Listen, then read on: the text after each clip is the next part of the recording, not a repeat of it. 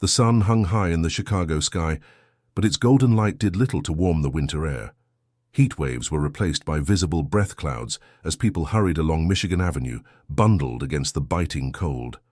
Outside Elite Motors, the wind whipped around the glass-fronted building that stood proud among the city's upscale shopping district. Inside, floors lined with sleek high-end vehicles gleamed under carefully positioned spotlights, each car seeming to glow with an otherworldly aura of wealth and prestige. Elite Motors was the crown jewel of luxury car dealerships in Chicago, a place where people with deep pockets came to buy vehicles that turned heads. The showroom buzzed with the quiet murmur of serious buyers, their cashmere coats and designer boots marking them as the dealership's ideal clientele. Sales associates moved with practiced precision, offering champagne and personalized attention to those who looked the part. Into this scene drove Denzel Washington, his modest SUV a quiet contrast to the luxury around him. His car didn't sparkle, didn't demand attention. It was as ordinary as the outfit he wore, a worn navy parka with a small tear near the pocket, faded jeans that had seen better days, and scuffed boots that spoke of function over fashion. A simple grey knit cap was pulled low over his forehead, partially obscuring his face from immediate recognition. Nothing about him screamed wealth or power, and that was exactly what he wanted. Despite being a celebrated actor with considerable means, Denzel preferred to move through the world without pretense. Today, however, his unassuming appearance served another purpose entirely. As he pulled into a space far from the entrance, Denzel checked his reflection in the rearview mirror, adjusting his cap slightly. The winds of Lake Michigan carried an extra bite today, and he braced himself before stepping out into the cold. The shock of winter air filled his lungs as he pushed his hands into his pockets and walked toward the gleaming glass doors of Elite Motors. Inside the showroom, it was warm and bright. The air carried the faint scent of expensive leather and some subtle custom fragrance designed to evoke feelings of success and achievement. Rows of polished cars stood like art installations, a midnight blue Aston Martin, a fiery red Ferrari, a stately Bentley in deep green. Their glossy surfaces reflected the overhead lights and the admiring faces of potential buyers who circled them like worshippers at an altar. Nearby, a group of sales associates stood chatting near the reception desk. Their laughter drifted through, the air casual and light. One was describing a recent sale to a Chicago Bulls player, while the others nodded appreciatively at the commission implied in the story. As Denzel opened the door, the warm air washed over him, but so did something else. The laughter faded. The associates turned to look at him, their eyes darting over his clothes with quick, assessing glances.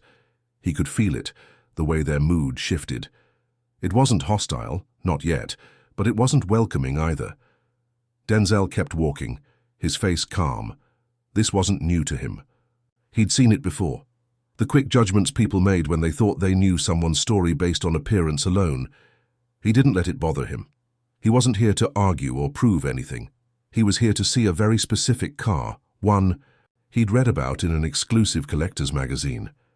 As he approached the velvet rope that separated the ultra-rare vintage section from the merely expensive vehicles, a woman broke away from the group near the desk.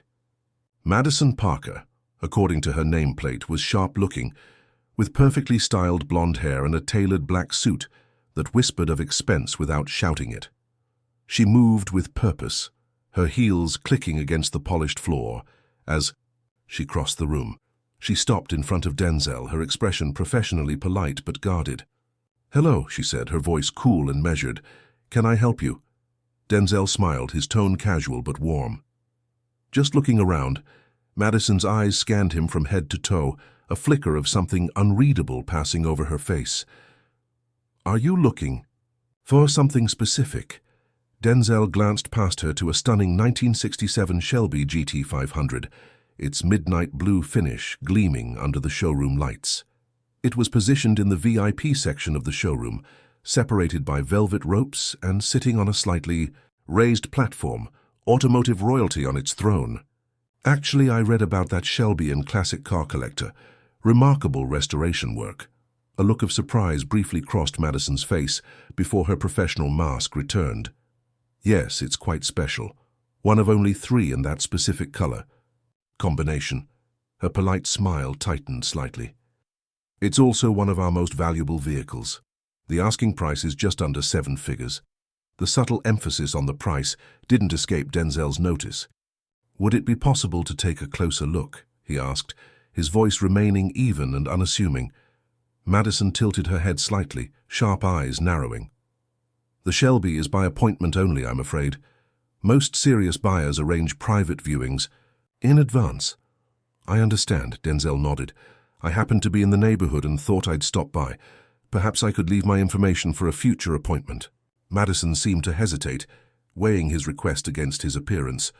From across the showroom, a tall man in an expensive suit had taken notice of their conversation. His focused stare carried an intensity that suggested authority and disapproval. Let me check if we have any availability in the coming weeks, Madison said, her voice carrying an edge of dismissal. Though I should mention Mr. Marcus Hayes, our general manager, typically handles the Heritage Collection personally. He's very selective about qualified buyers. As she spoke, Denzel noticed how her eyes briefly darted toward the man watching. Them? Marcus Hayes, presumably. His crossed arms and furrowed brow telegraphed his assessment of the situation from across the room. Of course, Denzel replied graciously. I appreciate your help.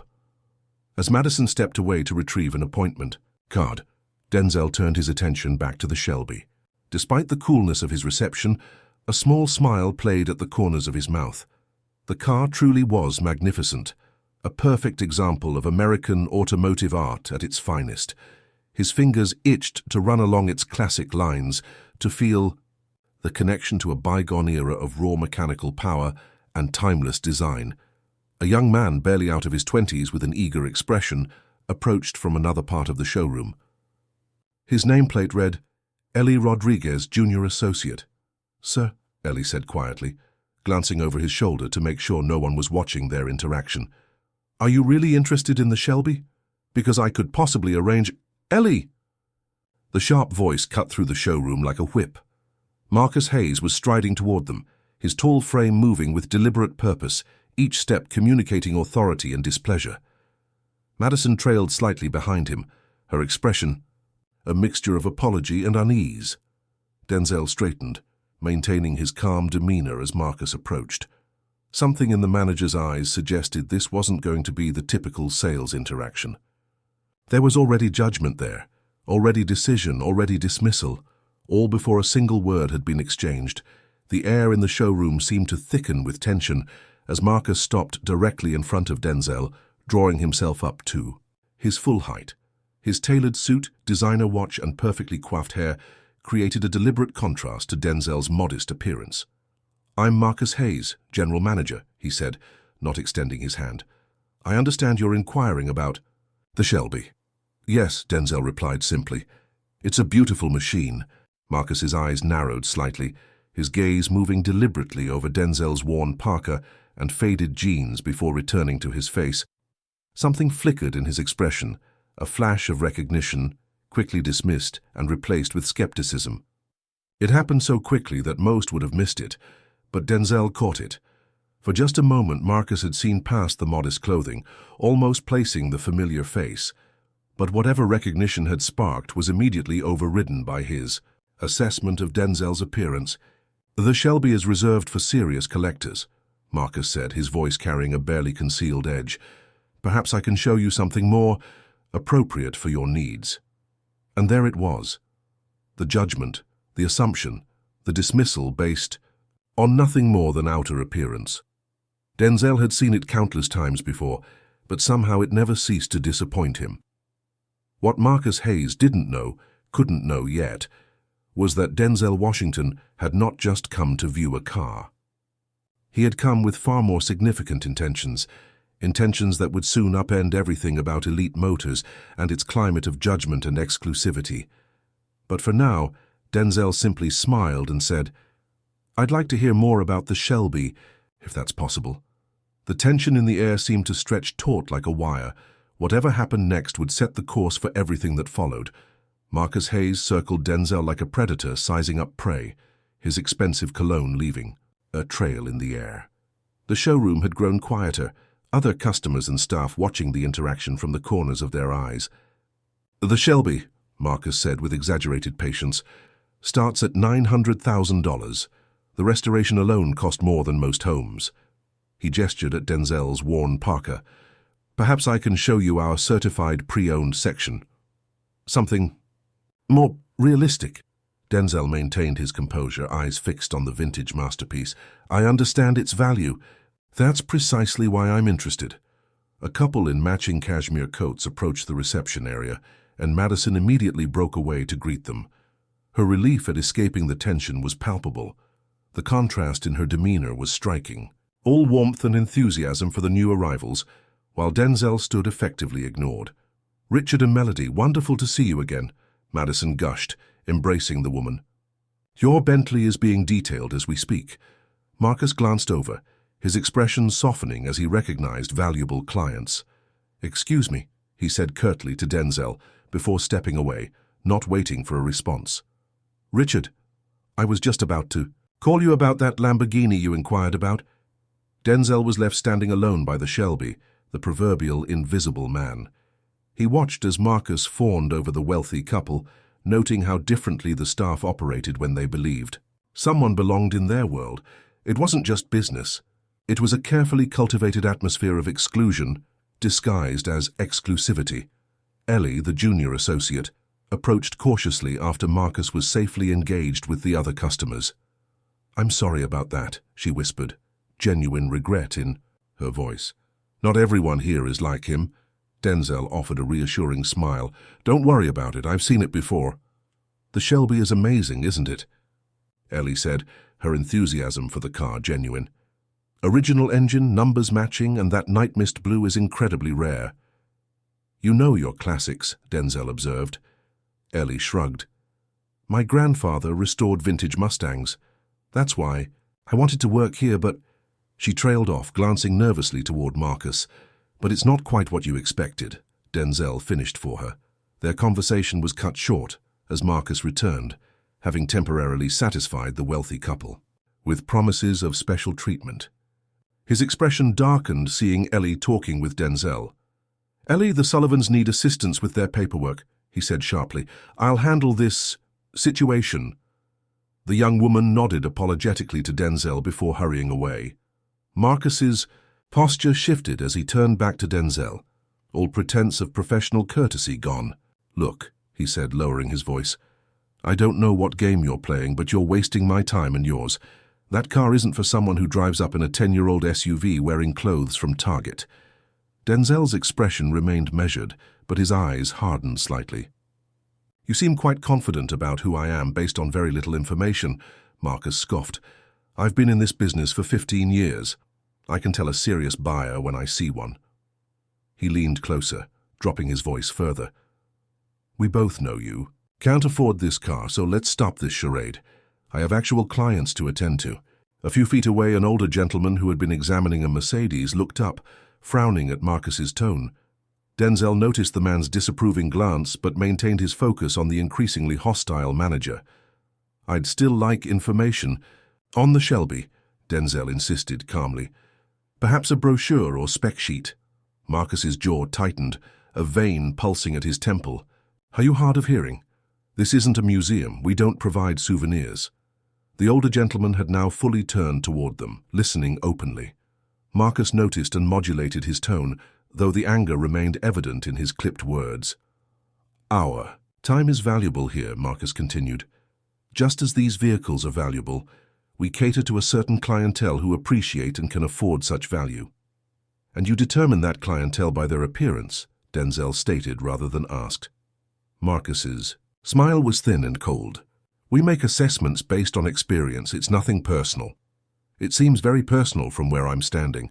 The tension between them had become a tangible thing, drawing more attention from around the showroom. A woman with a tablet, clearly not staff but observing intently, had positioned herself closer, seemingly interested in their exchange.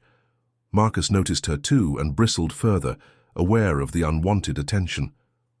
He straightened his already impeccable tie, a nervous gesture at odds with his confrontational stance. "Sir, I'm going to have to ask you to leave if you continue to disrupt our business environment, he said, loud enough for others to hear. We reserve the right to refuse service. Denzel raised an eyebrow. Refuse service on what grounds exactly? The question hung in the air, the implication clear. Several onlookers had stopped pretending not to listen. Marcus stepped closer, invading Denzel's personal space. Don't make this more complicated than it needs to be, he muttered, voice low and threatening. People like you come in here all the time, wasting our resources when you can barely afford the air freshener in these vehicles. People like me, Denzel repeated, his calm voice carrying in the now quiet showroom. Marcus realized his mistake too late, aware that his words could be interpreted as discriminatory. He backtracked hastily. Dreamers, tire kickers, people who aren't serious buyers. Denzel nodded slowly. I see. And you can tell I'm not serious. Because serious buyers make appointments, dress appropriately, and typically don't need to ask about financing options, Marcus snapped, his composure cracking further. I haven't asked about financing.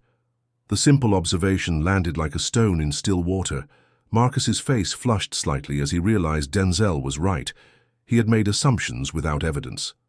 Nevertheless, Marcus continued stubbornly, I'm the general manager, and I'm telling you that the Shelby isn't available for viewing today. Now I can show you to our more accessible inventory, or you can leave. Ellie had returned and was watching the exchange with growing concern. She caught Denzel's eye briefly, her expression apologetic. The wealthy couple were also observing. Now the woman whispering something to her husband. Denzel considered his options, then nodded once. All right, show me what you consider accessible for someone like me. There was something in his tone, a quiet dignity that made Marcus's behavior seem increasingly petty by contrast. The manager hesitated, perhaps sensing he'd overplayed his hand in front of an audience. Follow me, he said curtly, turning toward a section of the showroom where the less expensive models were displayed, still luxury vehicles, but lacking the prestige of the front row showcases. As they walked, Marcus leaned in close to Denzel. Let's be clear, I know you're not buying anything today. The sooner you admit that, the sooner we can both move on with our day. The woman with the tablet had definitely moved closer, her interest in their interaction obvious now. Denzel caught her eye briefly, noting her professional attire and keen observation. You might be surprised, Denzel replied evenly. I came here with serious intentions, Marcus snorted, not bothering to hide his derision. Right, and I'm the next James Bond. The comment was meant to be dismissive, but as they reached the accessible section, Marcus suddenly froze. Something had finally clicked. The familiar face, the composed demeanor, the unwillingness to be intimidated. He turned slowly, reassessing Denzel with widening eyes. Wait a minute. Are you... Denzel simply looked back at him, neither confirming nor denying. Marcus's expression cycled rapidly through shock, disbelief, and then, most tellingly, calculation. His demeanor transformed instantly. I thought you looked familiar, he said, voice now honey-smooth. My apologies for the misunderstanding. If you'd told me who you were from the beginning, would it have mattered? Denzel interrupted quietly. Should it matter? The questions hung in the air between them, challenging not just Marcus but the entire system he represented. And in that moment, everyone in the showroom could feel it. This wasn't just about a car anymore. It was about something far more fundamental. The showroom had fallen into an uneasy silence. Customers browsed with half their attention, their focus repeatedly drifting to the tense exchange between Denzel and Marcus. Even Madison had stopped, mid-conversation with a client, her professional smile frozen in place as she monitored the situation from afar. Mr. Washington, Marcus said, his voice suddenly deferential, though the transformation felt hollow and calculated. Please accept my sincerest apologies for the misunderstanding. Had I known who you were, that's exactly the problem, Denzel interrupted, his voice calm but firm. The way you treat people shouldn't depend on who they are or what they can do for you. Marcus's smile faltered, his eyes darting around the showroom, increasingly aware of their audience. Of course, customer service is our priority. But you must understand, in this business we need to discriminate, Denzel suggested. The word hung in the air like a thunderclap, Several customers exchanged glances, and a couple, near the entrance, whispered to each other before heading for the door. Marcus's face flushed red. "That's not what I said. That's a serious accusation."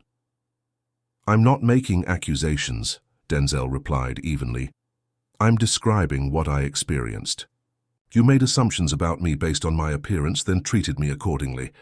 The manager's professional veneer cracked further, revealing the anger beneath. "Look, I've apologized. What more do you want?" "I want what every person who walks through those doors deserves, to be treated with basic respect and dignity." Ellie had edged closer, clearly torn between professional obligation and personal convictions. Marcus noticed and shot her a warning glare. "Don't you have paperwork to file, Ellie?" he snapped. "Actually," she said, surprising herself with her courage, "I think Mr. Washington has a point. We should treat everyone the same way, regardless of what they're wearing or driving." Marcus's eyes widened in disbelief at this betrayal.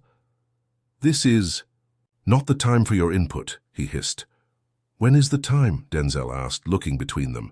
"Because from where I stand, this seems like exactly the right time to discuss how you do business." The woman with the tablet had moved even closer, no longer pretending not to observe.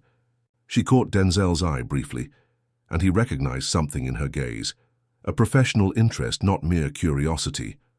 Marcus stepped closer to Denzel, lowering his voice to a harsh whisper.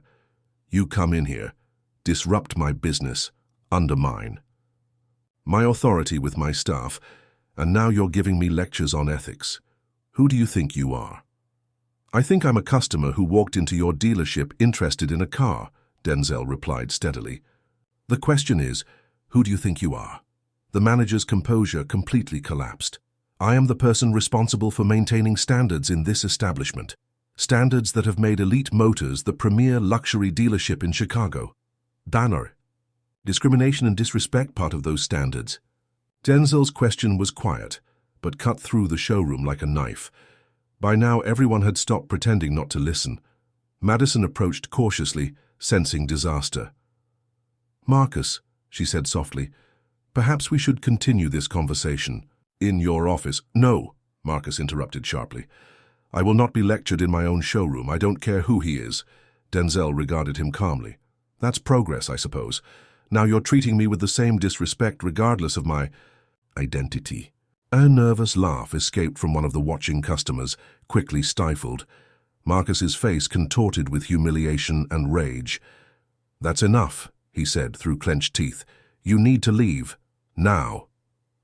"I haven't finished looking at your inventory," Denzel replied. "Yes, you have." Each word was punctuated with barely controlled fury. Ellie stepped forward. "Mr. Hayes, please stay out of this," Marcus snapped, his control slipping further.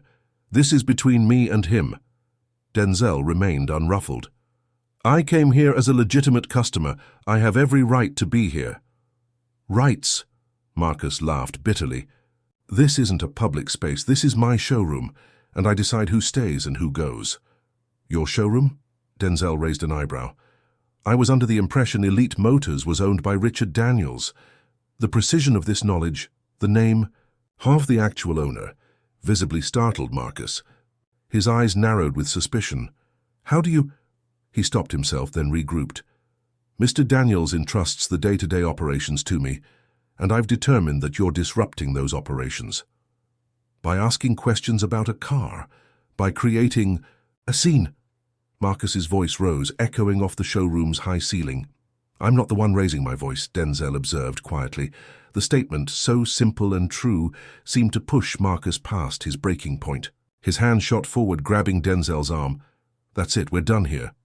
Denzel looked down at the hand gripping his parka, then back up at Marcus. "You might want to reconsider putting your hands on me." Something in his tone, not threatening, but absolutely certain, should have been a warning.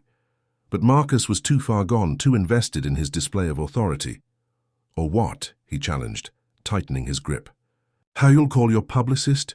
Try to get me cancelled on social media?"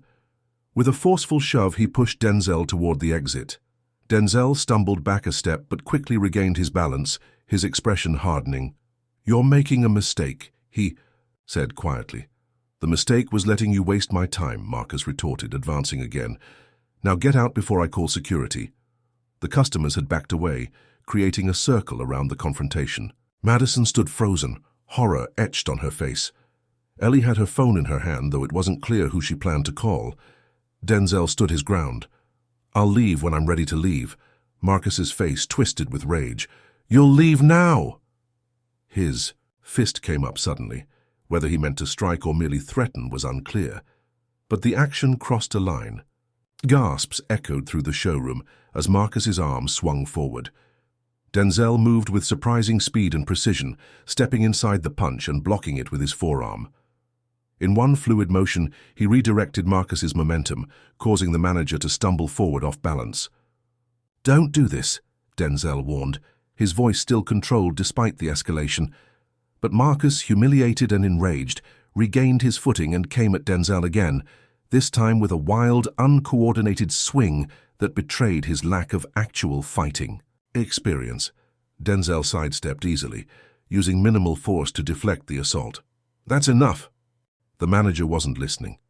Blind with fury, he charged forward, attempting to tackle Denzel into a display cabinet.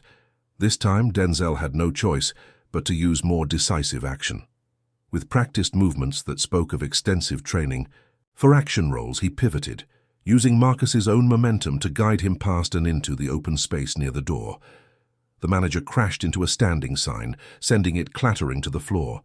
He scrambled to his feet, breathing heavily, his perfectly tailored suit now disheveled, his carefully styled hair falling across his forehead. "Security!" he shouted, his voice cracking. "Get this man out of my showroom!"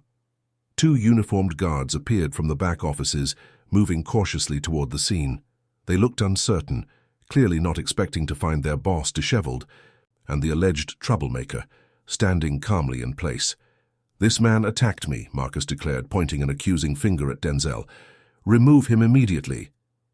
The guards exchanged glances, recognizing Denzel despite his casual attire. "Sir," one began hesitantly. "Are you sure?" "I'm sure," Marcus roared. "Do your job."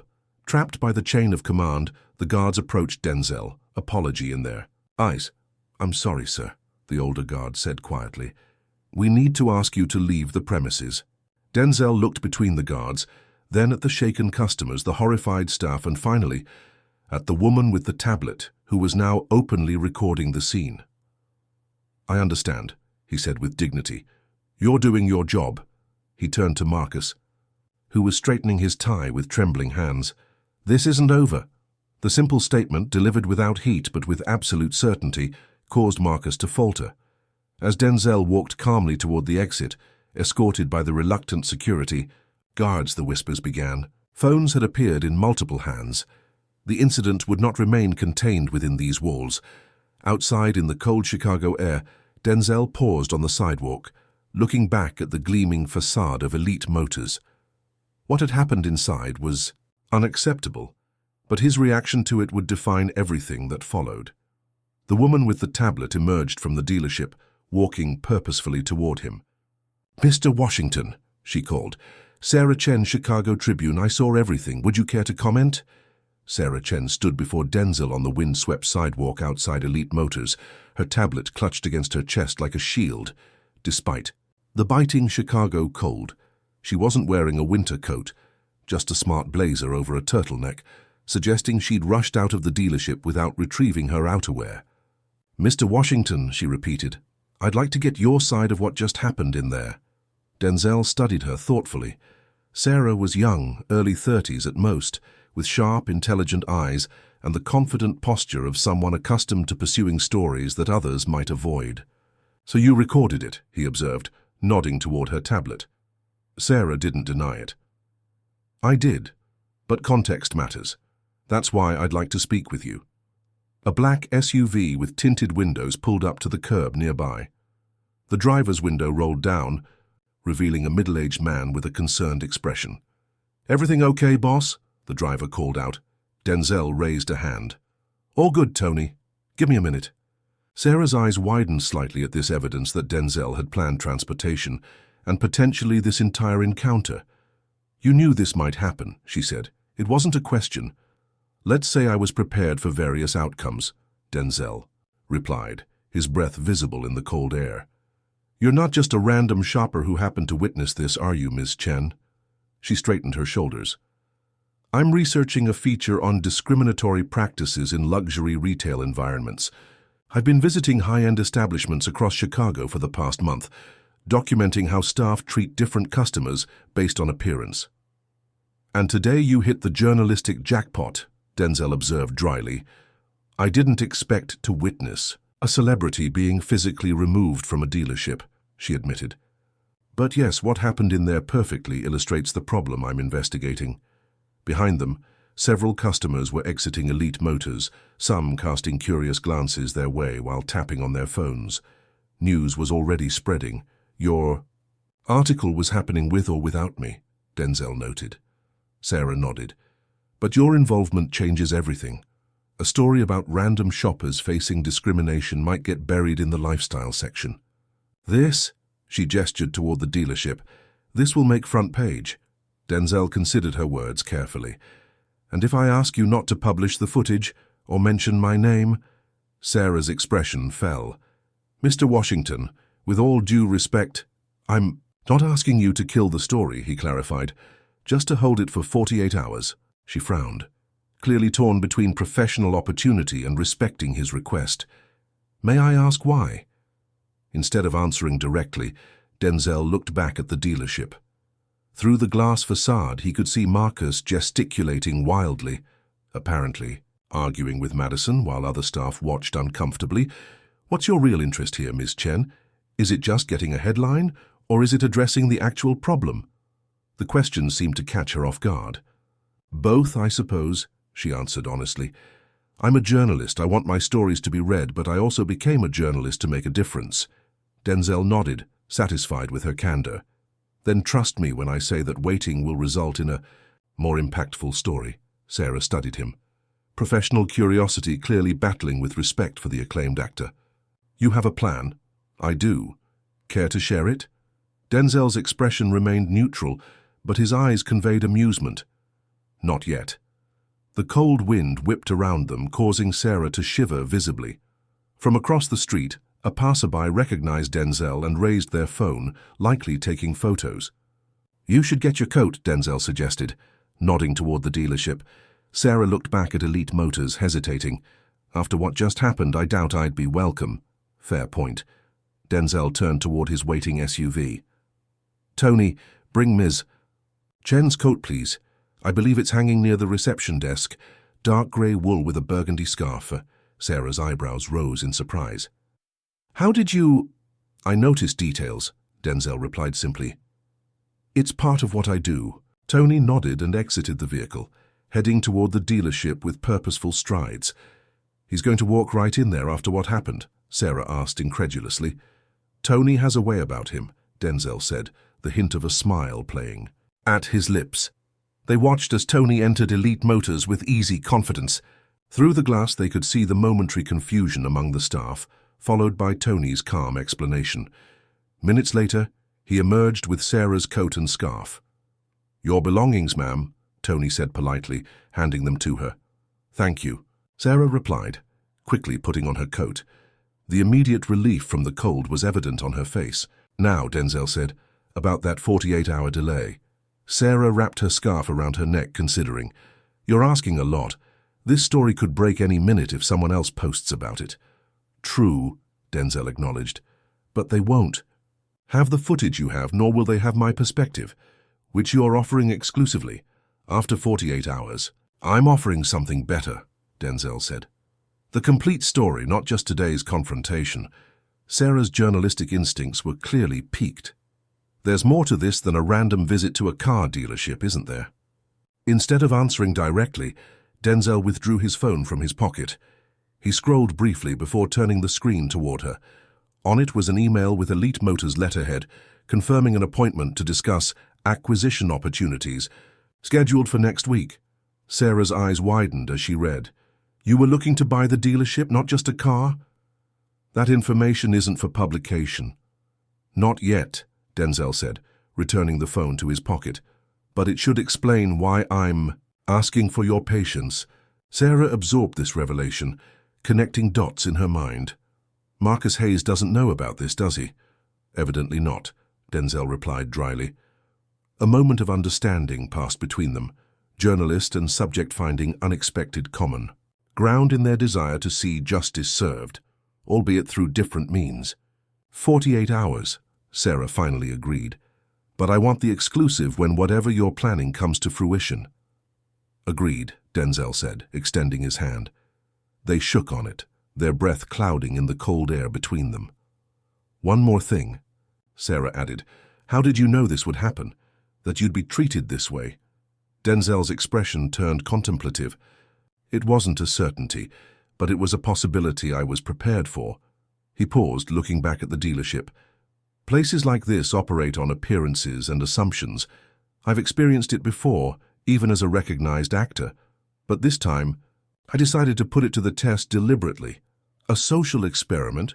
Let's call it due diligence, Denzel replied. If I'm considering investing in a business, I need to know how it really operates, not just what shows up in the financial statements. Sarah nodded slowly, a new appreciation dawning in her eyes. And now that you know? Now I do what needs to be done, Denzel said simply. He turned toward his vehicle, then paused. Where can I reach you when it's time? Sarah handed him a business card. Cell number's on there. I'll answer any time. Denzel pocketed the card and opened the SUV's door. 48 hours, Miss Chen.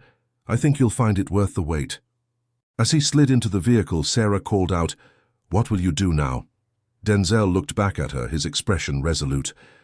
Make a phone call. The SUV pulled away from the curb, leaving Sarah standing on the sidewalk, watching as it disappeared into Chicago's busy traffic. She turned back toward Elite Motors, observing the chaos still unfolding inside. Whatever Denzel Washington was planning, she had a feeling it would make for one hell of a story. Inside the SUV, Denzel removed his phone once more and scrolled to a contact labeled simply Richard. His thumb hovered over the call button momentarily, before pressing it decisively. Richard, he said when the call connected, we need to talk about Elite Motors. Something's happened. Richard Daniels stood at the window of his penthouse office, gazing down at Chicago's magnificent mile. At 63, he had built Elite Motors from a single showroom into a network of luxury dealerships across the Midwest. The view from the 32nd floor usually brought him satisfaction, a visual reminder of his success. But today, his reflection in the glass revealed a deeply troubled man.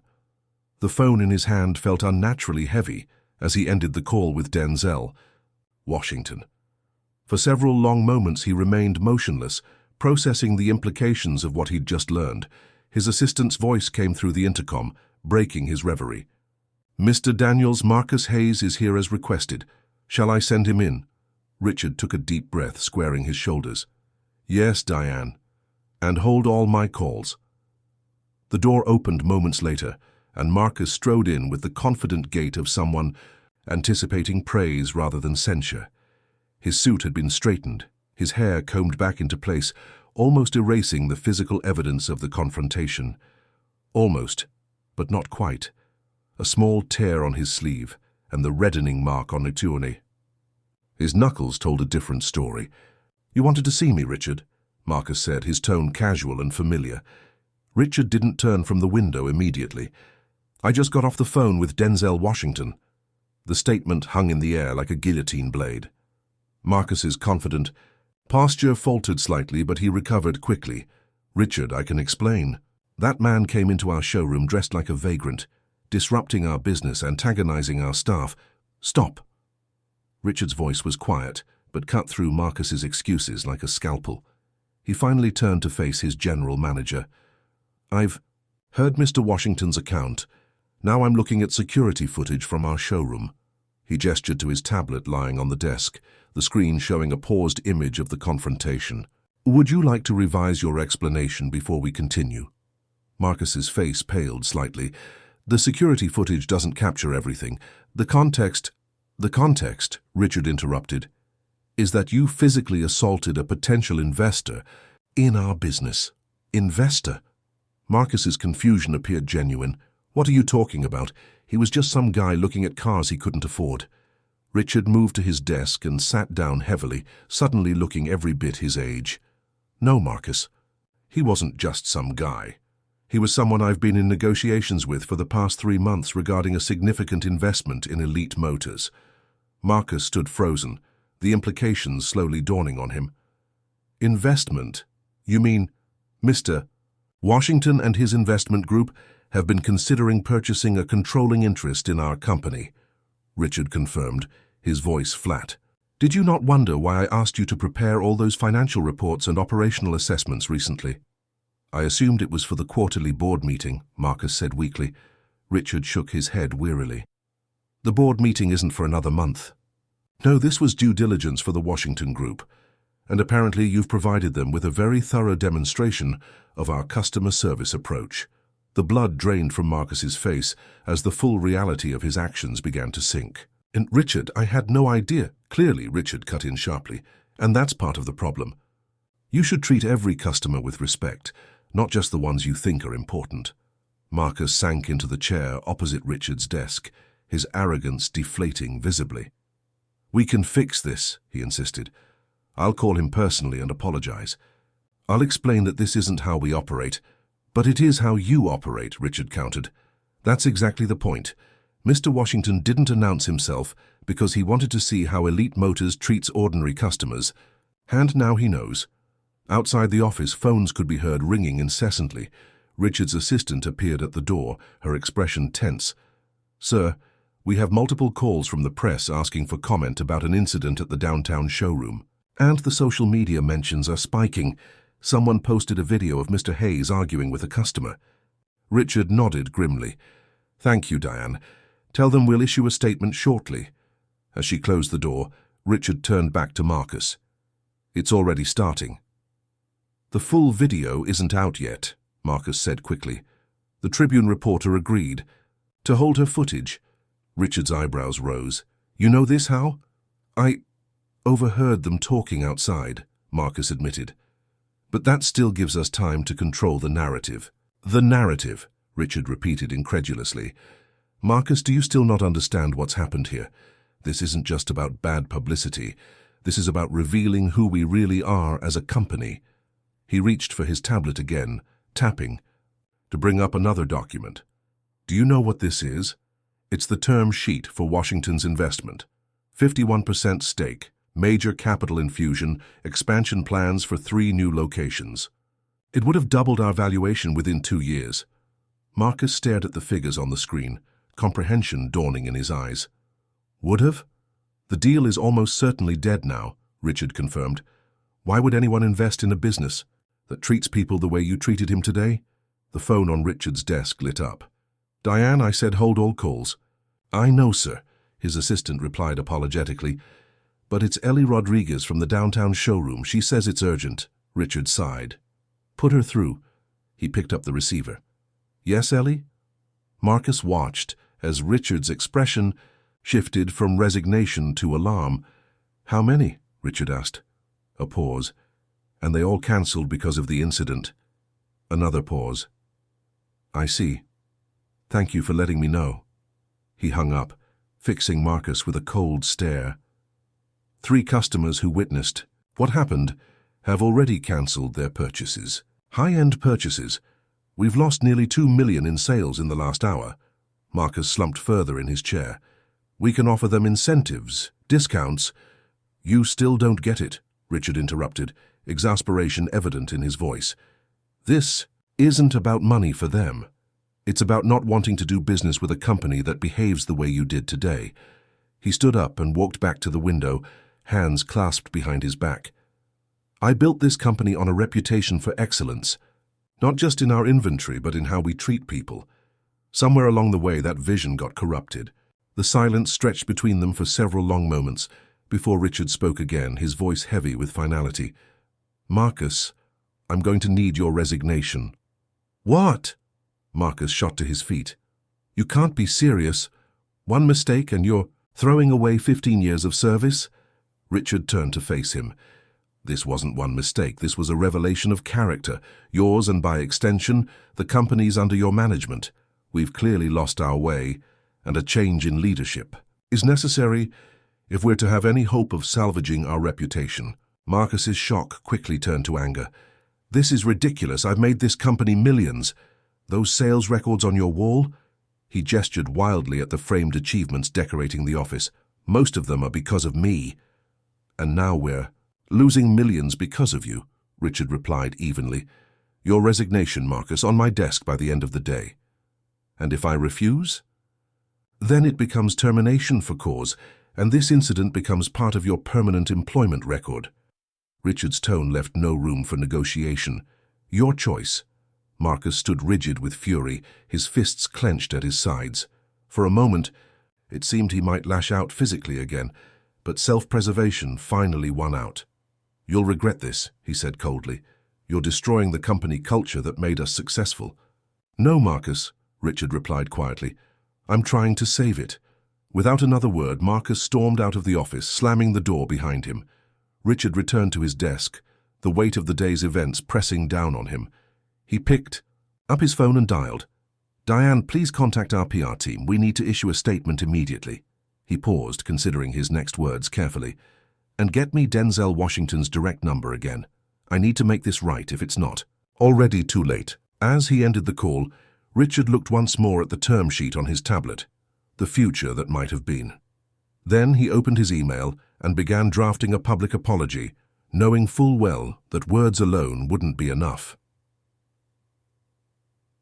In his 15 years building Elite Motors, he had never faced a crisis of this magnitude, but as he worked, a strange sense of clarity emerged.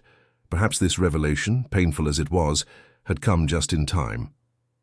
48 hours after the incident, Elite Motors stood eerily quiet.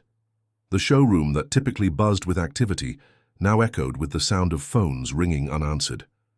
Sales associates stood in small clusters, speaking in hushed tones while casting anxious glances at the entrance, hoping for customers who never appeared. Madison Parker sat at her desk, staring at her appointment book. 6 cancellations already. Today all from high-profile clients. Each had cited the same reason. They'd seen the video. Though Sarah Chen had honored her agreement with Denzel by not publishing her footage, other customers had captured portions of the confrontation on their phones. The clips had spread across social media like wildfire, each sharing amplifying the damage to Elite Motors' reputation. Her phone rang, and she answered with practiced professionalism. Elite Motors, Madison Parker speaking. Ms. Parker, this is Darius Williams. I'm calling to cancel my order for the Bentley Continental. Madison closed her eyes briefly. Darius Williams, a Chicago Bulls star and one of their most influential clients. Mr. Williams, we value your business enormously. Perhaps I could arrange a personal call with Mr. Daniels to discuss any concerns. I've seen the video, Williams interrupted. That's not a business I want to be associated with. Please process my deposit refund immediately. Of course, sir, I understand. Madison kept her voice steady, despite the sinking feeling in her stomach. Is there anything else we can assist you with today? Actually, yes. Could you tell me if Denzel Washington has purchased a car from your dealership recently? Madison frowned in confusion. No, Mr. Washington didn't purchase anything from us. Thanks. That's helpful to know. Williams ended the call abruptly, leaving Madison staring at her phone. Across the showroom, Ellie Rodriguez was experiencing a different kind of discomfort. Her colleagues had learned that she had spoken up during the confrontation, siding with Denzel rather than supporting Marcus. Some avoided eye contact, others watched her with quiet respect. She had become both pariah and folk hero overnight. Her phone chimed with a text notification. It was from an unknown number. Your integrity didn't go unnoticed. Would you be available to talk today? Ellie's heart raced as she read the message. Denzel Washington wanted to speak with her. She quickly responded, yes, anytime. Thank you for reaching out. A few moments later, her phone rang. The caller ID was blocked, but she knew who it would be. Hello, she answered, stepping into an empty office for privacy. Ellie, this is Denzel Washington. I hope I'm not interrupting. Anything important? His voice was warm and exactly as she remembered it. Measured, thoughtful, with a resonance that commanded attention without demanding it. Not at all, Mr. Washington. Things are pretty quiet here today." "I imagine they would be," he replied. "I wanted to personally thank you for speaking up during that unfortunate situation. It takes courage to do the right thing, especially when there might be professional consequences." Ellie swallowed hard. "It wasn't right how you were treated. I couldn't just stand there and say nothing." "That's exactly my point," Denzel said. "Most people would have stayed silent. The fact that you didn't speaks volumes about your character." "Thank you," she said softly. "But I'm not sure I have a future here anymore. Things are tense and sales have completely dried up." There was a momentary pause before Denzel spoke again. "Ellie, how long have you worked at Elite Motors?" 3 years, it was my first job out of college. "And you're passionate about cars?" "Yes," she answered without hesitation. "Classic American muscle cars especially. My grandfather restored Mustangs, taught me everything I know." "That's right, you mentioned that," Denzel recalled. "I'm working on something that might interest someone with your knowledge and integrity. Would you be open to exploring other opportunities?" Ellie blinked in surprise. "Are you offering me a job?" "Let's call it a conversation about possibilities," Denzel replied. "There's a cafe called Milestone on Michigan Avenue. Could you meet me there tomorrow at 10? "Yes, absolutely," Ellie agreed, trying to keep the excitement from her voice. "Excellent. And Ellie, this conversation stays between us for now." "Of course, Mr. Washington." After they hung up, Ellie leaned against the wall, barely able to believe what had just happened. Whatever Denzel Washington was planning, he wanted her to be part of it. Meanwhile, across town in his downtown hotel suite, Denzel was conducting another type of business. Richard Daniels had called 12 times in the past 2 days. Each call had gone unanswered. Each voicemail remained unheard. Each email sat unread in his inbox. This silent treatment wasn't born of pettiness. It was strategy. Denzel understood the power of silence, how it created space for reflection, how it amplified the consequences of actions better than any words could. Tony, his driver and longtime friend, entered the suite carrying several newspapers. "Latest coverage," he said, placing them on the coffee table. "Your front page on 3 of them, even without the Tribune story." Denzel nodded, scanning the headlines. "And Richard Daniels?" "Still calling." His PR team released a statement this morning, full apology, announcement of Marcus Hayes' resignation, promises of sensitivity training for all staff. Tony handed Denzel a printout. "They're in full damage control mode." Denzel read the statement carefully. The words were perfectly crafted, likely by an expensive crisis management firm, but they addressed symptoms rather than the disease. "What? About the property across from Elite Motors?" Denzel asked. "Our real estate agent confirmed it's available. Former dealership space, been vacant for 8 months. Owner is eager to lease." Tony handed him another document. "Terms are as discussed." Denzel reviewed the lease agreement, nodding with satisfaction. "Have our attorneys finalize it. I want to move quickly." "Are you sure about this?" Tony asked. "It's a major commitment just to make a point." "It's not just about making a point," Denzel replied. "It's about creating change. Sometimes that requires more than words." His phone rang. Richard Daniels again.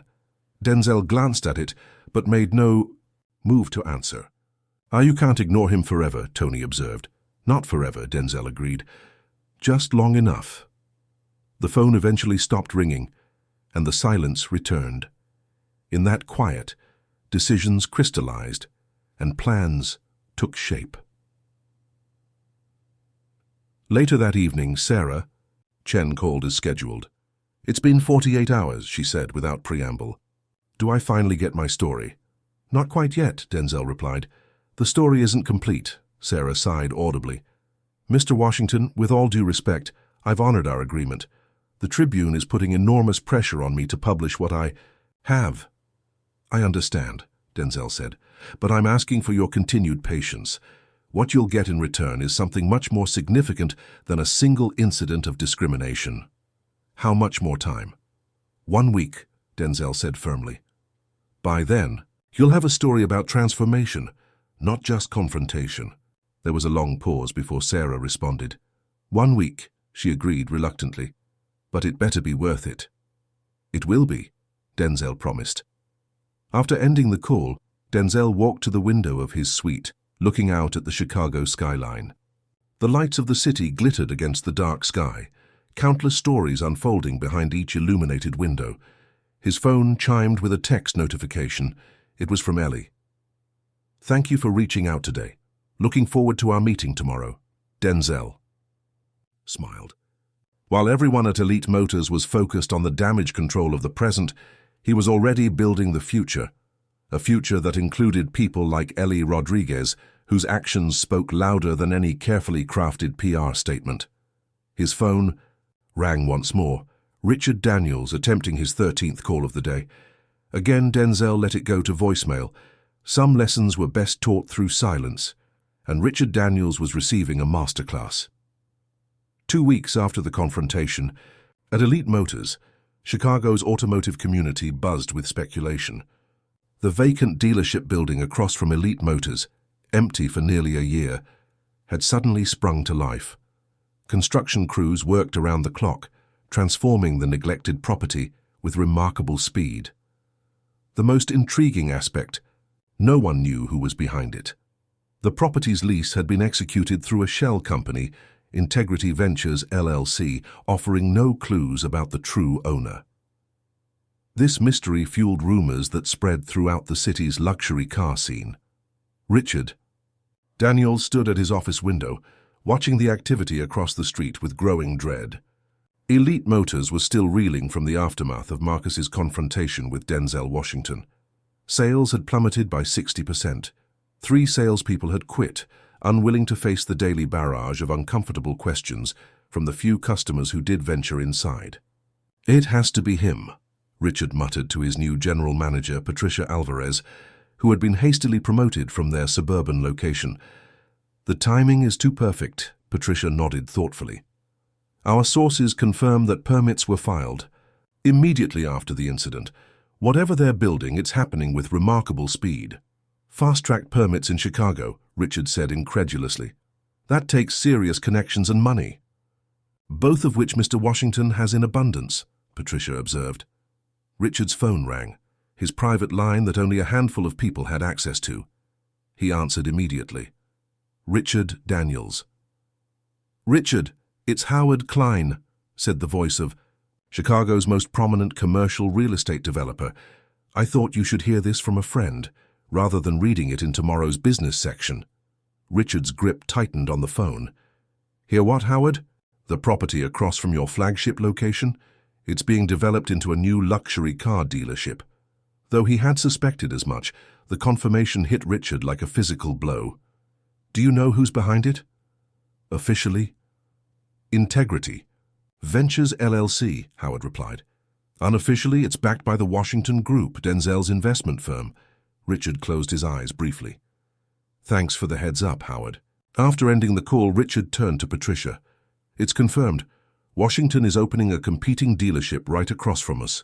Patricia's eyes widened. "That's bold." "That's revenge," Richard corrected grimly. "What's our play?" Patricia asked. Before Richard could answer, his assistant interrupted through the intercom. "Sir, Ellie Rodriguez is here to see you. She says it's urgent." Richard and Patricia exchanged puzzled glances. "Send her in." Ellie entered, her expression resolute despite her obvious nervousness. "Mr. Daniels, thank you for seeing me.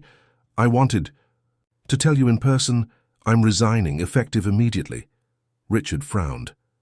"Ellie, if this is about what happened with Marcus, I want you to know that we value your integrity. In fact, I was considering you for a promotion." "I appreciate that," Ellie said sincerely, "but I've accepted another position." "May I ask where?" Richard inquired, though he already suspected the answer. Ellie hesitated before responding. "With Integrity Motors." Patricia raised an eyebrow. "Integrity Motors? They don't exist yet." "They will in 3 weeks," Ellie replied. "And I'm not the only one they've recruited from Elite." Richard leaned forward. "Who else?"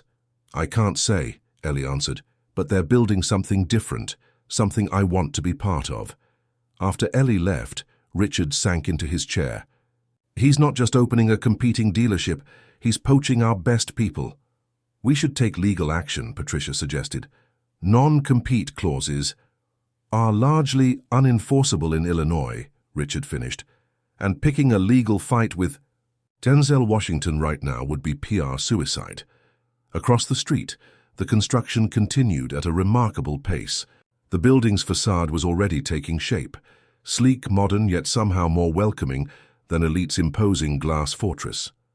A temporary sign had appeared that morning. Integrity Motors, opening soon. The name itself was a none too subtle. Jab at Elite Motors. Integrity versus Elite. The message was clear to anyone paying attention.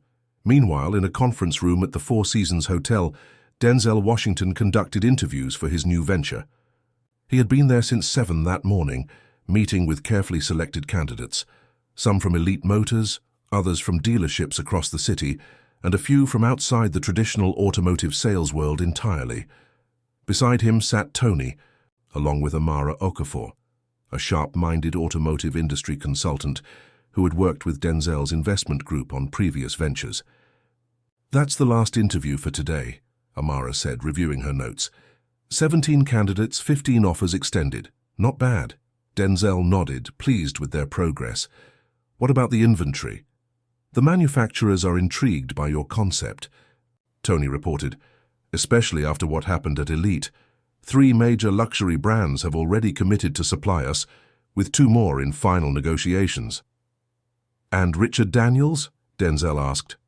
"Still trying to reach you," Tony said. "Daily calls. By emails, even sent a handwritten letter to your hotel yesterday." Denzel considered this information. "It's time to respond. Set up a meeting for tomorrow." Amara looked surprised.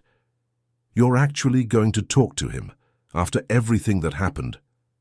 "This was never about revenge," Denzel explained. "It's about creating change. Richard needs to understand that." The following morning, Richard Daniels arrived at the Four Seasons precisely at 10. The concierge directed him to a private meeting room where Denzel waited, reviewing documents at a table by the window. "Mr. Washington," Richard began as he entered. "Thank you for finally agreeing to meet." Denzel gestured to the chair across from him. "Please sit down." Richard did so, studying the man who had effectively brought Elite Motors to its knees in just 2 weeks. "I want to apologize again for how you were treated at my dealership. Marcus Hayes' actions were inexcusable and in no way reflect the values I've tried to instill in my business." "Do they not?" Denzel questioned mildly. Richard blinked, taken aback by the subtle challenge. "Of course not. I would never condone discrimination or disrespect toward any customer." "Yet it happened," Denzel observed, "not just to me, but to countless others without my resources or platform to address it." Richard couldn't argue with this truth. "Yes, and I take full responsibility for the culture that allowed it to occur.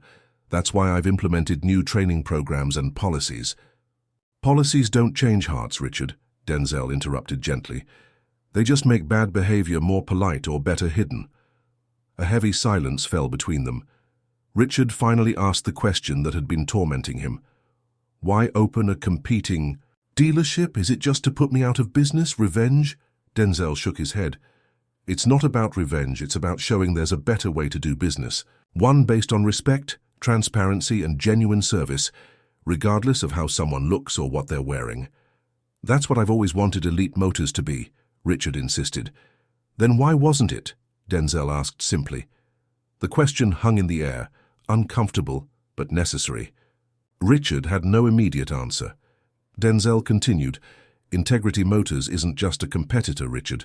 It's an alternative, a place where customers are valued for who they are, not what they appear to be, where employees are rewarded for integrity, not just sales numbers." Richard looked at Denzel with new understanding.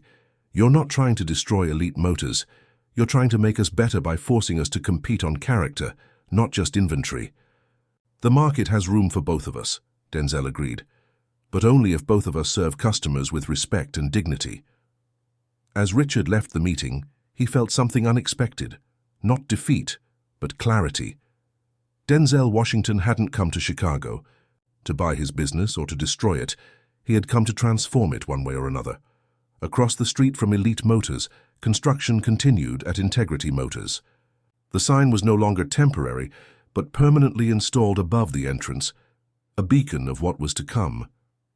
And in her small apartment, Sarah Chen put the finishing touches on her Tribune article, now titled, "Beyond the Confrontation: How Denzel Washington is Transforming Chicago's Luxury Car Market." The piece was no longer just about discrimination, it was about reinvention.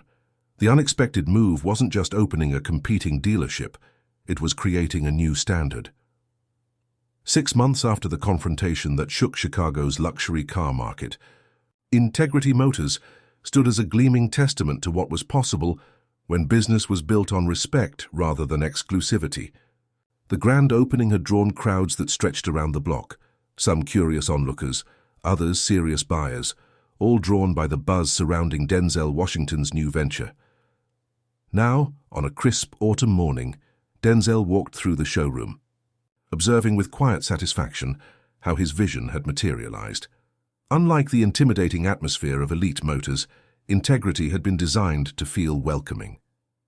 The layout was open and inviting, with comfortable seating areas scattered throughout. Classic jazz played softly in the background. The vehicles, no less luxurious than those across the street, were displayed without velvet ropes or artificial barriers. Most striking was the transparency. Each car featured not only its specifications, but also its exact pricing. No hidden fees, no negotiation games, no artificial scarcity tactics. The sticker price was the actual price, a revolutionary concept in an industry built on opaque sales strategies. "Morning, Mr. Washington," called Ellie Rodriguez, now Integrity's operations manager. In 6 short months, she had proven herself indispensable, her genuine passion for automobiles matched only by her commitment to ethical business practices. "Good morning, Ellie.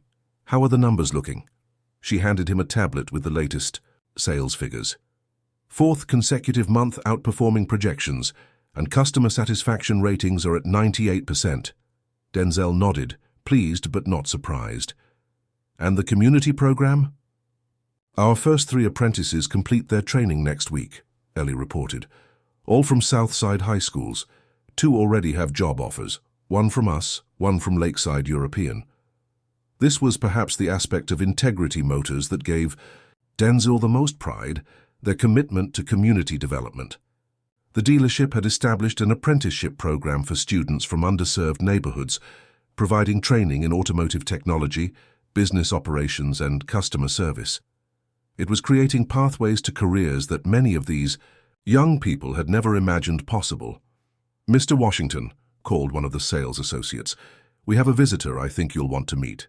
Denzel turned to see an elderly man examining a vintage Corvette Stingray with appreciative eyes. Something about his careful inspection of the vehicle's details suggested deep knowledge. "This is Mr. Harold Mitchell," the associate explained. He owned Mitchell Motors in Bronzeville for 40 years before retiring. Denzel approached with genuine interest. "Mr. Mitchell, it's an honor to meet you. Your dealership was legendary." Harold Mitchell looked up, his weathered face breaking into a smile. "Wanted to see what all the fuss was about. Heard you were doing something different here." "We're trying to," Denzel acknowledged. "Would you like a tour?" As they walked through the facility, Mitchell nodded approvingly at various touches. The community meeting room available for neighborhood organizations, the apprenticeship teaching area, the transparent pricing structure. "Back in '72, I tried something like this," Mitchell confided. "Fixed pricing, training local kids. The big dealerships nearly ran me out of business for it, said I was upsetting the natural order." "But you survived," Denzel observed. 40 years, Mitchell confirmed proudly. "Never made me rich, but I slept well at night. Helped a lot of folks from the neighborhood get their start." He paused by a window overlooking the service area. "You know what's different about what you're doing?" "What's that?" "Scale and visibility," Mitchell said simply. "I was just one small black-owned dealership in Bronzeville. You're doing this, right across from Elite Motors, with your name and reputation behind it. They can't ignore you or squeeze you out." Denzel absorbed the wisdom in these words. "We stand on the shoulders of pioneers like you, Mr. Mitchell." The older man waved away the compliment. "Just glad to see someone carrying the torch with the resources to make it stick." He gestured toward the Corvette. Mind if I take that beauty for a test drive? It would be our honor, Denzel replied sincerely. Across the street, Elite Motors presented a study in contrast. The once bustling showroom now saw sporadic traffic at best.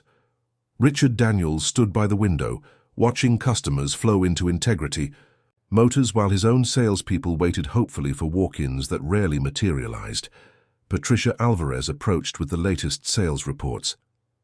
"Another difficult month," she said diplomatically. Richard nodded grimly. "How bad?" "Down 40% year-over-year. Our customer retention rate is at an all-time low." Richard had spent 6 months implementing changes, sensitivity training, for staff, more transparent pricing, community outreach initiatives. But these felt like hollow imitations of Integrity's authentic approach, and customers sensed it. "We're following their playbook," Richard said frustratedly. "Why isn't it working for us?" Patricia considered the question carefully. "Permission to speak frankly." Richard nodded. "Because it feels like we're doing it because we have to, not because we believe in it," she said. "Customers can tell the difference between genuine values and damage control." The hard truth hung in the air between them.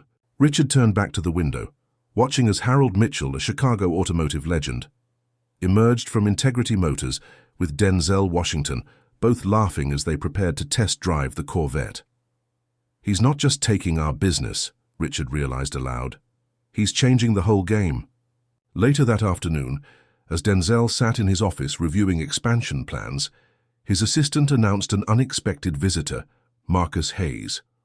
The former Elite Motors manager stood awkwardly in the doorway, his once impeccable appearance now slightly diminished. His designer suit had been replaced by business casual attire, his confident posture by a more hesitant stance.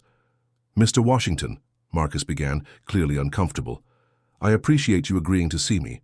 Denzel gestured to the chair across from his desk. "What can I do for you, Marcus?" Marcus sat, his eyes briefly taking in the office, tasteful but not ostentatious, with photos of Integrity's apprenticeship students prominently displayed alongside images of classic automobiles. "I've been trying to find work in the industry," Marcus said, getting straight to the point. "But the videos, it follows me everywhere. No luxury dealership will touch me now." Denzel listened without interrupting, his expression neutral. "I've had 6 months to think about what happened," Marcus continued, "about who I was that day, and for years before it." He paused, gathering himself. "I was wrong. Not just in how I treated you, but in how I treated many people who didn't fit my narrow definition of a real customer." "What are you looking for here, Marcus?" Denzel asked directly. "Not a job," Marcus clarified quickly. "I know I haven't earned that, but maybe a chance to learn, to be part of something that's changing the industry for the better, even in some small way." Denzel studied him, searching for sincerity beyond the desperate circumstances. "Redemption isn't something I can give you, Marcus. It's something you earn through consistent actions over time." "I understand," Marcus nodded, already rising to leave. "That said," Denzel continued, causing Marcus to pause, "our service department runs a community program teaching basic car maintenance to local residents. They could use volunteers on Saturday mornings. It wasn't a job offer or a pathway back to his former status. It was a small opportunity to be useful, to serve rather than be served." The humility of the position wasn't lost on Marcus. "Thank you," he said quietly. "I'll be there this Saturday." As Marcus left, Denzel turned back to the expansion plans on his desk. Integrity Motors wasn't just succeeding, it was thriving beyond all projections. The model was proving what Denzel had always believed, that doing right by people was also good business. Phase 2 was already taking shape, a second location in Detroit, followed by Cleveland and Minneapolis. A new vision for the luxury automotive industry, built on integrity rather than exclusivity. Across the street, Elite Motors continued its slow decline, a reminder that in business as in life, how you treat people ultimately defines your success. The SHOCKYOU. Winter had been particularly harsh in Chicago, but inside Integrity Motors, the atmosphere remained warm and inviting. Nearly 8 months had passed since the grand opening, and what many industry insiders had dismissed as a celebrity's vanity project had proven to be a revolutionary business model. 3 more locations were under development in different cities, each built on the same principles of respect, transparency, and community engagement. Richard Daniels sat in his car across the street, watching customers stream in and out of Integrity, while his own dealership stood eerily quiet by comparison. Elite Motors wasn't just struggling, it was dying. Despite implementing numerous changes, they couldn't shake the stigma of that infamous confrontation. The video had become a case study in business schools across the country. How not to treat customers, the Elite Motors failure. After gathering his courage, Richard crossed the street and entered Integrity Motors. The contrast with his own showroom was immediate and stark. Here there was genuine warmth, staff engaged in authentic conversations with customers, rather than rehearsed sales pitches. No one hovered predatorily over visitors, yet everyone seemed attentive and available. Mr. Daniels, Ellie Rodriguez, approached with professional courtesy. "Welcome to Integrity Motors. How can I help you today?" "I was hoping to speak with Mr. Washington," Richard replied, trying to mask his discomfort at being in his competitor's thriving space. "He's expecting you," Ellie said, surprising him. "This way, please." As she led him through the showroom, Richard noticed Marcus Hayes in the customer education area, patiently explaining basic maintenance procedures to an elderly couple. The former elite manager wore a simple Integrity Motors polo shirt, rather than his once trademark designer suits. Most striking was his demeanor, humble, attentive, and genuinely helpful. Denzel's office was located on the 2nd floor, overlooking the showroom through glass walls that emphasized transparency, a physical manifestation of the business philosophy. The space was elegant but unpretentious, with framed photos of community events rather than celebrity encounters. "Richard," Denzel greeted him, rising from his desk. "Please have a seat." After they were settled, an uncomfortable silence stretched between them before Richard finally spoke. "I've come to make you an offer," he said, his voice carrying less confidence than he'd intended. "I want to sell Elite Motors to you." Denzel's expression remained neutral. "I see. The business is still valuable," Richard continued hastily. "The property alone in that location—" "Richard," Denzel interrupted gently, "I'm not interested in buying Elite Motors." The statement hung in the air, unexpected and definitive. Richard had prepared for tough negotiations, even low-ball offers, but not outright rejection. "I don't understand," Richard admitted. "This is what you wanted, isn't it? To take over my business?" Denzel shook his head. "That was never my goal." "Then what was this all about?" Richard gestured toward the thriving showroom below. "You've systematically destroyed my business, poached my best people." "I created an alternative," Denzel corrected. "I showed that there's a better way to sell cars and treat people. Your business is struggling because the market has spoken. Customers prefer respect over exclusivity." Richard sat back, the truth of these words sinking in. "So you're just going to watch Elite Motors go under? All those jobs lost?" "That depends on you," Denzel replied. "What do you mean?" Denzel leaned forward. "I don't want to buy Elite Motors, but I would consider a partnership." Richard blinked in surprise. "A partnership?" "A transformation," Denzel clarified. "Not an Integrity Motors takeover, but a complete reimagining of what Elite Motors could be." "I'm listening," Richard said cautiously. "Elite Motors becomes a specialized restoration and education center," Denzel explained. "Instead of competing directly with Integrity for new car sales, you focus on classic car restoration, apprenticeship programs for disadvantaged youth, and building a community around automotive history and craftsmanship." The concept was so unexpected that Richard needed a moment to process it. "That's a complete departure from our current business model." "Exactly," Denzel agreed, "which is precisely why it could work. You're not going to out-Integrity us on new luxury sales. But this would be unique, filling a different need in the market." Richard considered the proposal. "And your involvement would be?" "A minority investment partner," Denzel said. "Enough to provide the capital you need for the transition. But Elite would remain yours to lead, with certain conditions." "Such as?" "Marcus Hayes needs to be part of it," Denzel stated firmly. Richard's face darkened. "Marcus?" After what he did to my company's reputation. Marcus made terrible mistakes, Denzel acknowledged. But he's also spent the last 6 months working without pay in our community programs, learning humility and service. The transformation I've seen in him is remarkable, and it makes him uniquely qualified to help transform Elite Motors. You want the man who nearly destroyed my business to help save it? Richard asked incredulously. I want the man who has learned from his failures to help build something better, Denzel corrected. There's a difference. Richard shook his head in disbelief.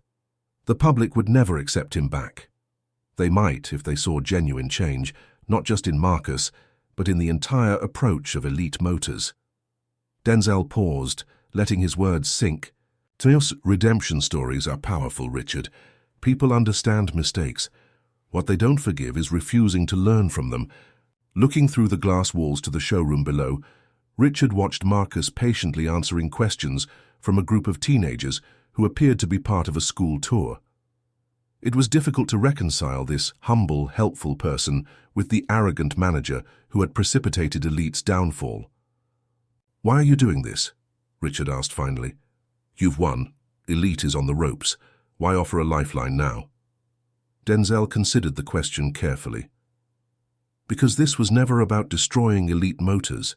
It was about creating positive change in an industry that needed it. Your business failing doesn't serve that larger purpose. Richard sat in contemplative silence, weighing decades of business instincts against this unexpected offer of reconciliation. I'll need time to think about this, he said finally. Of course, Denzel agreed. It's a significant change. As Richard stood to leave, Denzel added, One more thing, there's someone else I'd like you to meet before you make your decision. He pressed a button on his desk phone. Could you come in now? The door opened and a young man in his early 20s entered. He was dressed professionally but not expensively, with an earnest demeanor that suggested both intelligence and determination. Richard, this is Deshaun Taylor. He's the head of our apprenticeship program and a certified master technician. Deshaun extended his hand. Pleased to meet you, sir. Deshaun grew up in Inglewood, Denzel explained. He learned auto repair in a community program similar to what we're proposing for Elite. Mr. Washington mentioned you're considering a new direction for Elite Motors, Deshaun said. If you decide to move forward, I'd be honored to help develop the apprenticeship curriculum. Richard shook the young man's hand, seeing in his confident yet humble manner everything that Elite Motors had been missing. Thank you, Deshaun. I'll certainly keep that in mind. As Richard left Integrity Motors, his mind was spinning with possibilities he hadn't considered before. For months, he had viewed Denzel Washington as the architect of his destruction.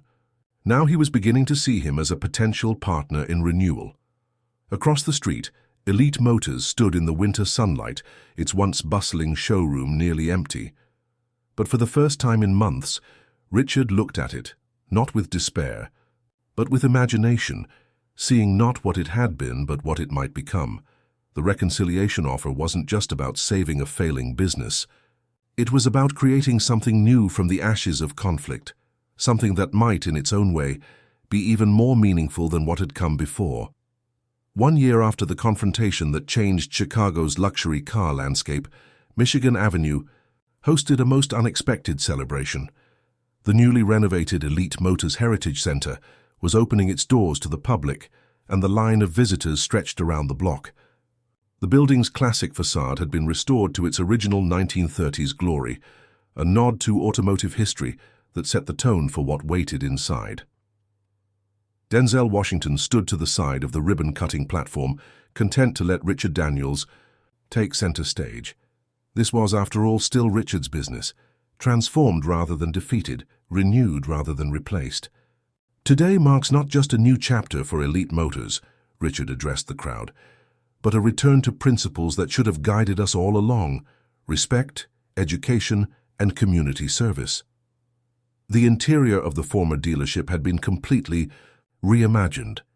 The ground floor now housed a museum-quality collection of classic cars, many on loan from collectors who believed in the center's mission. Alongside each vehicle were interactive displays, explaining not just the car's specifications, but the historical and cultural context of their creation. The second floor had been converted into classrooms and hands-on restoration workshops where young apprentices learned directly from master technicians. Most striking was the demographic mix of these apprentices, young people from every Chicago neighborhood, particularly those historically underserved by the automotive industry. "I never imagined we'd end up here," Richard confided to Denzel, as they toured the facility after the ceremony. "When you first proposed this transformation, I thought it was either charity or a clever way to eliminate a competitor." "And now?" Denzel asked. Richard gestured to the bustling activity around them. "Now I understand it was vision. You saw possibilities I couldn't see, not just for a business, but for an entire community." They paused by a restoration bay where Marcus Hayes was guiding a group of apprentices through the intricacies of rebuilding a classic carburetor. The change in Marcus went far beyond his now casual attire or the absence of his designer watch. There was a groundedness to him, a genuine engagement with the young people that would have been unimaginable a year ago. "Marcus has surprised me the most," Richard admitted. "I was certain giving him this role was a mistake." "People rise or fall to our expectations," Denzel observed. "When his worth was tied to sales numbers and status symbols, that's what drove him. Now his value comes from what he gives back: knowledge, mentorship, second chances." Nearby, Deshaun Taylor was leading a workshop on electrical systems for vintage vehicles. His natural teaching ability had made him a favorite among the apprentices, many of whom saw in him a reflection of their own potential. "The restoration projects are already booked 6 months out," Richard noted with pride. Turns out there was a significant untapped market for ethically restored classics. "Who knew?" "You're not just selling cars anymore," Denzel pointed out. "You're selling stories, history, and craftsmanship, things that have intrinsic value beyond the price tag." As they continued their tour, Sarah Chen approached, press badge prominently displayed. Her initial article about the confrontation had evolved into a series chronicling the transformation of both businesses and the ripple effects through Chicago's automotive industry. "Mr. Washington, Mr. Daniels," she greeted them. "Mind if I get a few quotes about today's milestone?" "Richard should take this one," Denzel suggested. "It's his story to tell." As Richard spoke with Sarah, Denzel stepped away to greet a special guest who had just arrived, Harold Mitchell, the pioneer who had tried a similar approach decades earlier with his Bronzeville dealership. "You've done something remarkable here," Harold told Denzel, looking around with appreciation. "Taken what I could only dream about and made it reality." "Your work laid the foundation," Denzel replied sincerely. "We're just building on it with more resources." Harold shook his head in wonder. "Never thought I'd see Elite Motors become a place where kids from the South Side could feel welcome, let alone learn a trade." "That's just the beginning," Denzel assured him. "The scholarship program launches next month. Outside the Heritage Center across Michigan Avenue, Integrity Motors continued to thrive. The dealership had become the top-selling luxury car retailer in the Midwest, its transparent pricing and respectful approach attracting customers who might never have considered themselves elite enough for high-end vehicles. The true impact, however, went beyond either business's success. Other dealerships across Chicago had begun adopting similar practices: more transparent pricing, more inclusive hiring, more community engagement. What had started as one confrontation was evolving into an industry-wide rethinking of how luxury automotive sales could operate. Later that evening, after the crowds had dispersed, Denzel met with Richard and Marcus in the Heritage Center's small conference room. The atmosphere was relaxed, contemplative, 3 men who had moved from adversaries to reluctant partners to something approaching friends. "The Detroit location is nearly ready," Richard reported, referencing the second Heritage Center under development. "We've already identified 12 apprentices from the local community college." "And the partnership with the high schools?" Denzel asked. 5 schools signed on, Marcus confirmed. "We'll have students coming in for hands-on training twice a week starting next semester." Denzel nodded, satisfied with the progress. "And Integrity's side of things?" 4 locations now, 2 more breaking ground next month, Marcus said. "Each one partners with the local Heritage Center for the community programs." Richard leaned back in his chair, a thoughtful expression crossing his face. "You know, That day when you walked into my showroom, if Marcus had recognized you immediately, if he'd given you the VIP treatment. None of this would exist, Denzel finished. Sometimes the worst moments lead to the best outcomes if we're willing to learn from them. Marcus looked down at his hands, the memory still difficult. I was a different person then. We all were, Richard acknowledged. That's what transformation means, becoming something new in response to challenge. As they concluded their meeting, Denzel paused at the window overlooking Michigan Avenue. In the evening light, he could see both businesses, Integrity Motors and the Elite Heritage Center, each illuminated, each serving a different but complementary purpose. What had begun as a moment of discrimination had blossomed into a movement for change. The confrontation that could have ended with bitterness and lawsuits had instead seeded new possibilities, new approaches, new opportunities for people who had previously been excluded. "Ready to head out?" Richard asked, joining him at the window. "Just taking it in," Denzel replied. "A year ago, who could have imagined this?" Richard smiled. "That's the thing about transformation. You never end up where you expected." As they walked together through the Heritage Center's main hall, surrounded by the gleaming examples of automotive history, the building felt alive with purpose, not just preserving the past, but building a more inclusive future. Outside, Chicago's evening skyline provided a fitting backdrop for what they had created, something that went beyond business success to touch lives, change perspectives, and create opportunities where none had existed before.